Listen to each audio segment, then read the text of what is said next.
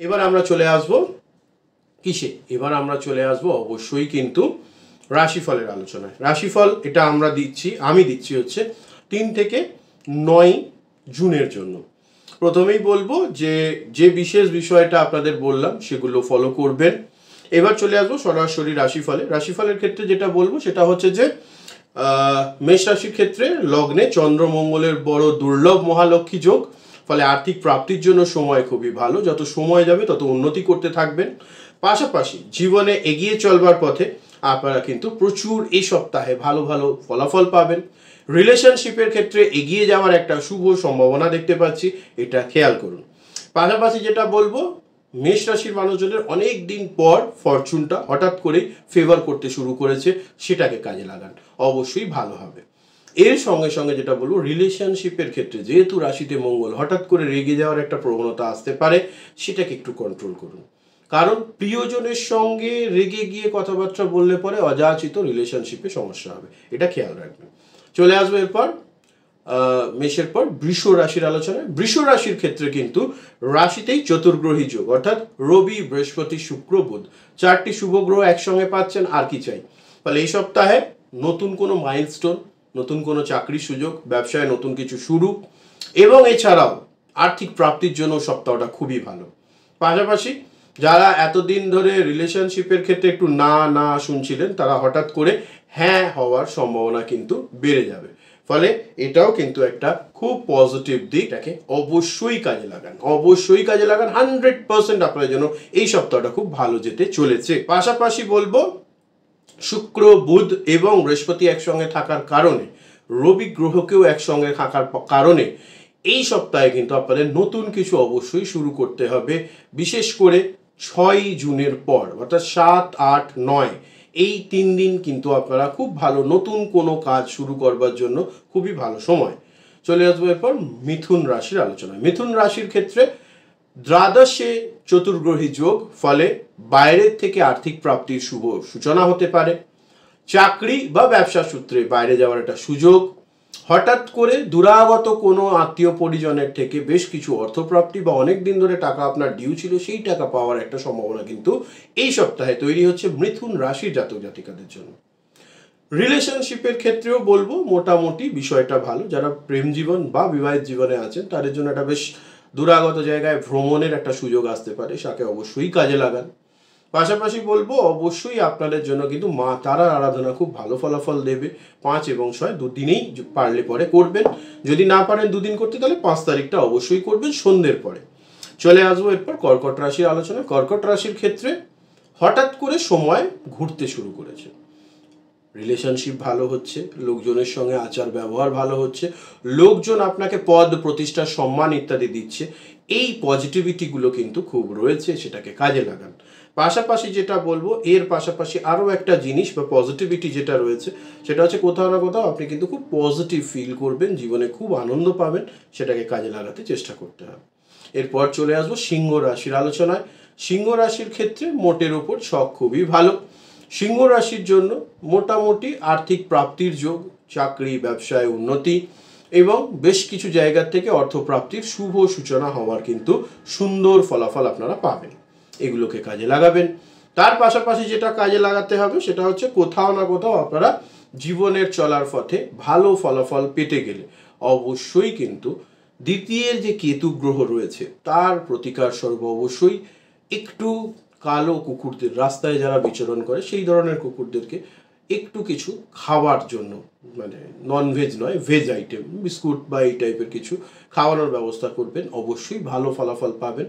রিলেশনশিপের ক্ষেত্রে অবশ্যই যত্নবান হতে হবে, এটাকে খেয়াল রাখুন। চলে আসবো এরপর কন্যা রাশির আলোচনা। কন্যা রাশির জন্য মোটামুটি জায়গাটা আস্তে আস্তে পরিষ্কার হচ্ছে, ভালো হচ্ছে, এবং আপনারা ক্রমশই কিন্তু একটা ভালোর দিকে যাচ্ছেন, সেটা একটা বড় বিষয়। ফলে এটাকে একটু কাজে লাগাতে হবে। এবং তার পাশাপাশি সপ্তম ঘরে যেহেতু রাহু বসে রয়েছে, তাই রিলেশনশিপ নিয়ে মাঝে মধ্যে একটু সমস্যা হতে পারে। ভাগ্যস্থানে বৃহস্পতির আসা আপনাদের জন্য কিন্তু খুব ভালো, এবং এই ভাগ্যস্থানে বৃহস্পতি থাকলে পরে কিন্তু ভাগ্যের উদয় একটা ঘটে, আপনারাও ক্রমশ বুঝতে পারবেন আস্তে আস্তে যেন আপনাদের যে একটা টালটামাল অবস্থা ছিল সেটা আস্তে আস্তে স্তিমিত হচ্ছে এবং আপনারা এগিয়ে চলেছেন, ফলে সেটাকে কাজে লাগান।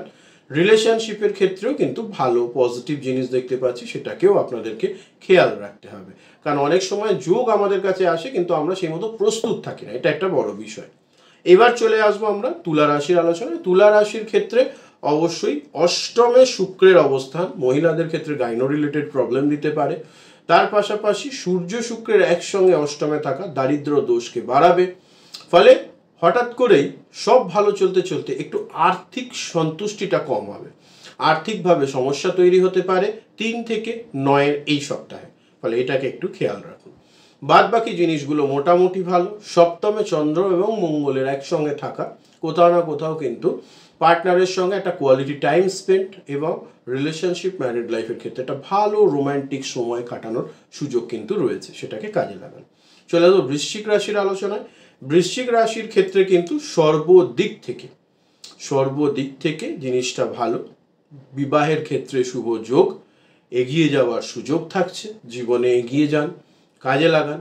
এবং তার পাশাপাশি রিলেশনশিপেও কিন্তু একটা লং লাস্টিং রিলেশনশিপ শুরু হওয়ার একটা যোগ রয়েছে।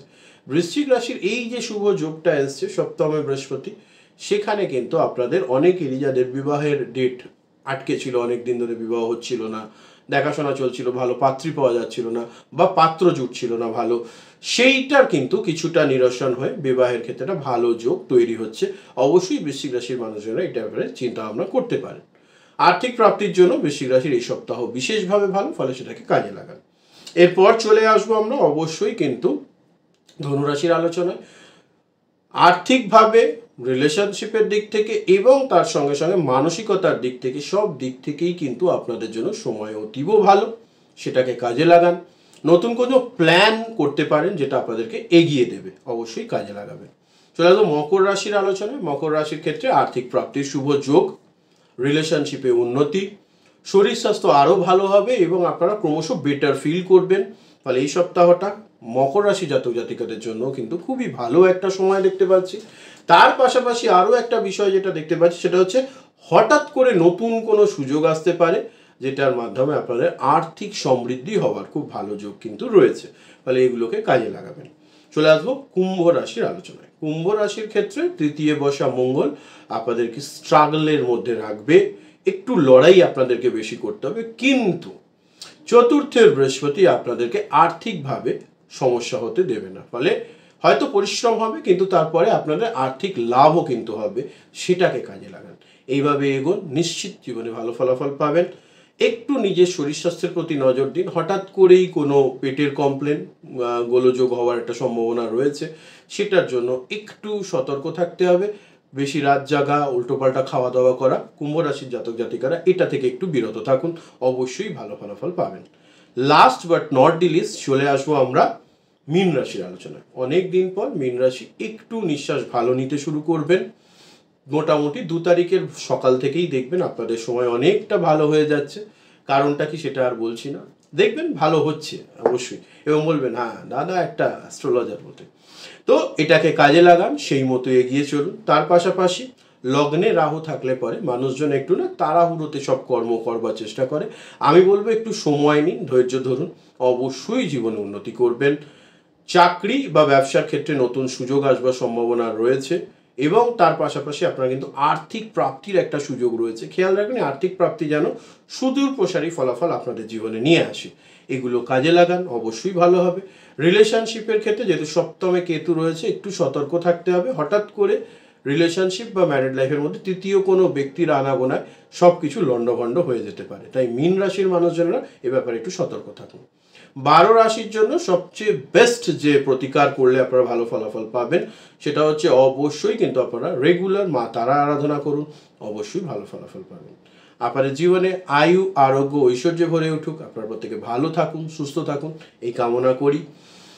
দেখতে ভুলবেন না সোনার বাংলা টিভি চ্যানেলে আমার লাইভ অনুষ্ঠান প্রতি সোমবার এবং শুক্রবার ঠিক রাত্রি 8:30টায়, এবং এছাড়াও ফেসবুকে নীলাদ্রি নারায়ণ বসু এবং আমার পেজ ফেসবুকের শ্রী গণেশ জ্যোতিষ কেন্দ্র ফলো করতে ভুলবেন না। ইউটিউবে আমার ইউটিউব চ্যানেল দি বং অ্যাস্ট্রো সাবস্ক্রাইব করে বেল আইকনটা টিপে দেবেন যাতে নতুন ভিডিও আসলেই আপনারা দেখতে পান। প্রত্যেকে ভালো থাকবেন, সুস্থ থাকবেন এই দুর্যোগের পরিবেশে। সতর্ক থাকুন, সাবধানে থাকুন, ভালো থাকুন, সুস্থ থাকুন। নমস্কার। হর হর মহাদেব।